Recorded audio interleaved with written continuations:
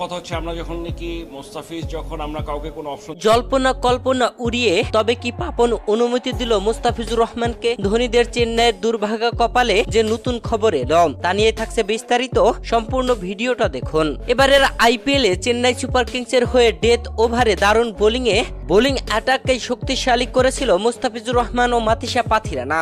তবে গত 1 এপ্রিল পাঞ্জাব কিংসের বিপক্ষের ম্যাচ খেলে মুস্তাফিজুর রহমান বাংলাদেশ ক্রিকেট বোর্ডের ধরাবাঁধা নিয়ম অনুযায়ী দেশে ফিরতে বাধ্য হন। তবে আরেক পেসার মাতিসা পাথিরানা ছিল একাদশে। তবে মুস্তাফিজুর রহমান দেশে ফেরার পরেই চেন্নাই পায় দুঃসংবাদ, মাতিসা পাথিরানাও দেশে ফিরে যান। এবার চেন্নাই পেয়েছে আরো বড় দুঃসংবাদ, মুস্তাফিজুর রহমানকে তো পাচ্ছে নাই, মাতিসা পাথিরানাকে পুরো আইপিএল সিজনের জন্য পাবে না আর, যেখানে মাতিসা পাথিরানা ইনজুরিতে ছিটকে গেছেন। চেন্নাইয়ের হয়ে দীর্ঘ পথ পাড়ি দিলেন মুস্তাফিজুর রহমান ও মাতিসা পাথিরানা। চেন্নাইকেও একের পর এক ম্যাচে জিতিয়েছেন তারা। তবে এবার এই দুই পেসারকে ছাড়া